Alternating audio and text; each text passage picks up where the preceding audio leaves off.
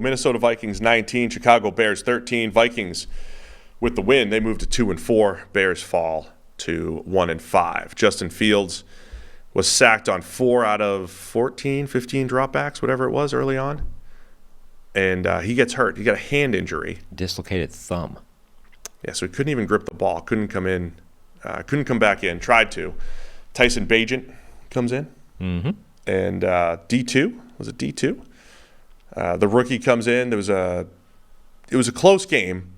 And then a little strip sack, fumble recovery by Jordan Hicks to put the Vikings up by 2 scores. Bears battled back to get it within 1 score, but not enough. Vikings moving to 2-4 here. What a weird game.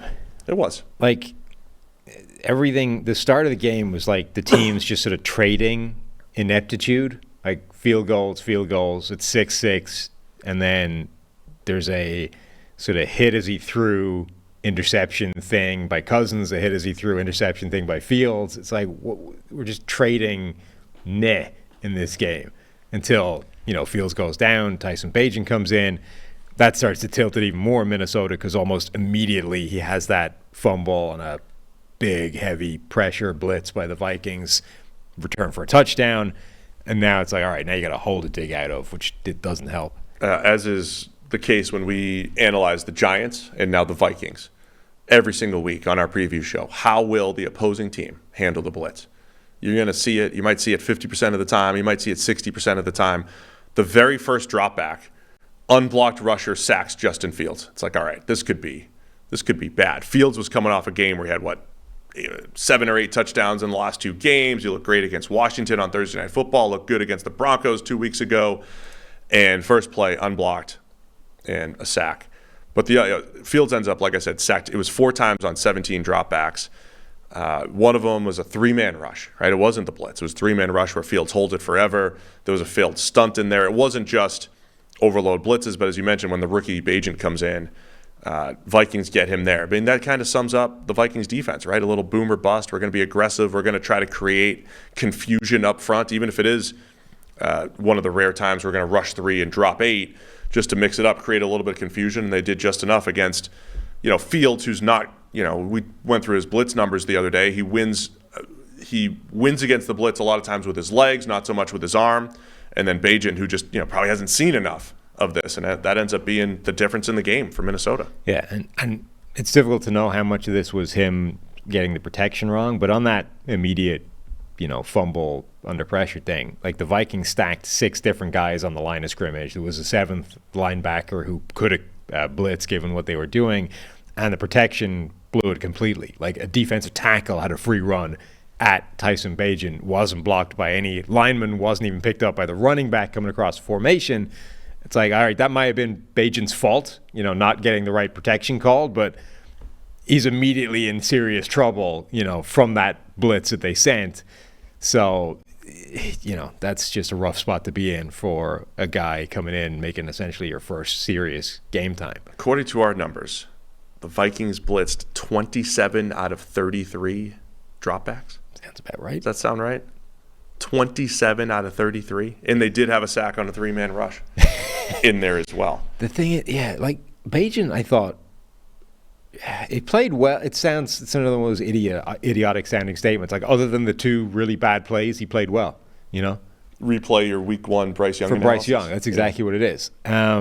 He had another mistake in there as well where they went for it on 4th and 3. I think he chose the wrong decision. Like he had one quick out route that I think was open, and 4th and 3, that's probably the one you should be targeting. Instead, he tried to fit it into the gap deeper down the sideline, and his receiver couldn't get his feet down. Like it was a catch, but it was just out of bounds. It's like there's a few times I think recently where teams or quarterbacks have gone for it on 4th and something reasonably short and have taken a more aggressive shot than A, you needed to, and B, is probably wise. It's like those are, the problem with that is they're low percentage plays. So like trying to fit this ball deeper down than you need to on 4th and 3 is just like, take 3 yards. If there's 3 yards there, take them, because all that matters is getting the first down on that play. I mean, that's when we run percentages and all that, it is It's largely based off 3 yards is easier to get than 10. So so chances are something else is going to come open underneath, which is why you do that. Kirk Cousins also had one of those weird games. 2 of his best passes end up falling incomplete. Nice one. Was it Addison that dropped it up the sideline? There's a drop on a go ball up the sideline. Had a nice one in between coverage to T.J. Hawkinson.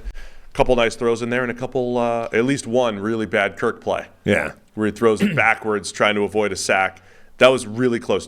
So he's trying to avoid a sack, tries to throw it away, throws it backwards, which we've seen a few times from Anthony Richardson did it a few weeks ago. So Cousins tries to throw it away, ends up throwing it backwards, which is a fumble. And T.J. Edwards just barely lands out of bounds when he's trying to recover it. So the Vikings got away from with that one. And then the other one, it's just funny because it happened to Cousins. There's a strip sack in there where it's like just as he's trying to release the ball, it pops up and it goes forward. Tremaine Edmonds makes the diving interception, but they called it a fumble. They called it a forward fumble. Saved Kirk's passer rating a little bit. So it was a strip sack. It was a strip sack where the ball went forward. Most of the time when the ball comes out of QB's hands, it goes forward. It's a pass. Counts as a pass, but Cousins gets saved an interception on that. Wasn't really even his fault. It was a bad block, and it was basically a strip sack. It was just funny that on the ball and the throw that went forward, it was like, nope, empty hand. That's a fumble. Saved the passer rating a little bit. First, maybe he called the booth. Yeah. He gets to the sideline. He's on the phone, and he's not talking to the offensive coordinator. He's like, hey, guys, that was talking in New York. You see that open hand? Make sure you tell him. Call that a fumble officially.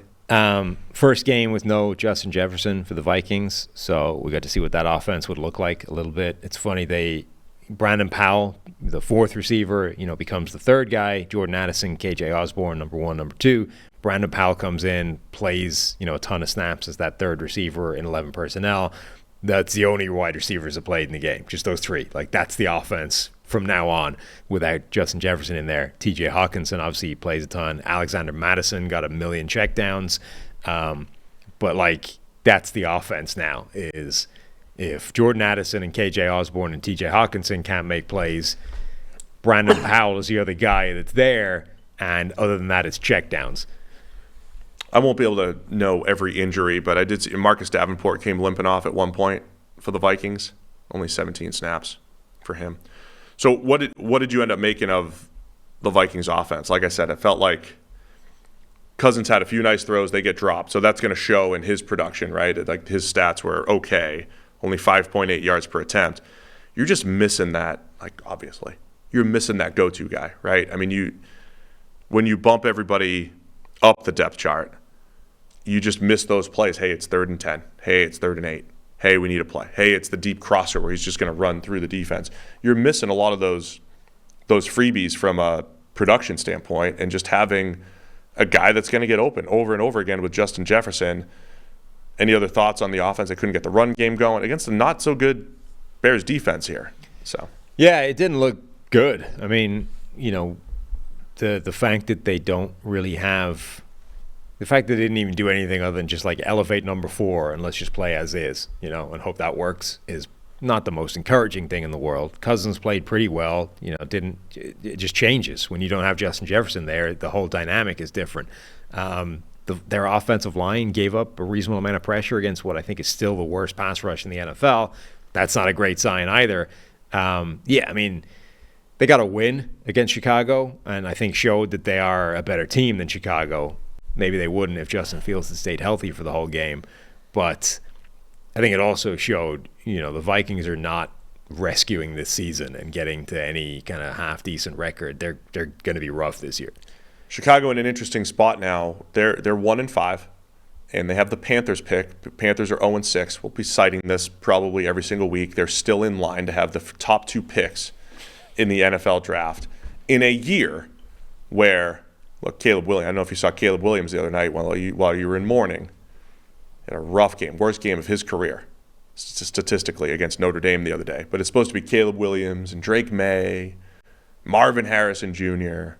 They get maybe the best pass protecting left tackle that we've seen, all coming out, and we get the Bears potentially with the top 2 picks right now. And you add that to now Justin Fields has the thumb. Depends on X-rays and what he can hit. If it's not broken, which I don't think it is, whatever. Dislocated. It's dislocated. So it's going to be a pain management type of thing. But do the Bears have a choice to make here? Fields is kind of playing for his future in Chicago, but they could also, the Bears could say, hey, we're rolling with Bagent right now for a few games. Yeah, I mean, from their perspective, I'd be quite interested in seeing what Bagent can do for a few games. I don't know how close they are already to being like, we're pretty much done with Fields, right? Like, I don't think so because, look, rewind 3 days. You and I both picked Chicago because it was a slow start to the season, and Fields and the offense looked like, hey, maybe they flipped a switch. Yeah, they played Denver. But even then, you're not like, Fields has turned a corner. He's definitely, like, if they get the number 1 and number 2 pick, or even just one of the two, they're not, Fields is done. They're probably going QB. Yeah. So at which point you're kind of already out on Fields. Ryan Poles, we'll have a whole show on this. Ryan Poles was in attendance for Caleb Williams' worst game. So now he's out. There was Kwesi was there. Joe Shane was there. For Everybody the Giants. was there. A lot of people were there. Entire game is going to cause a month of people going. I was there. I just saw him in person. He was trash. Right. Just saw him in person. Anyway, just interesting times here in Chicago, of course.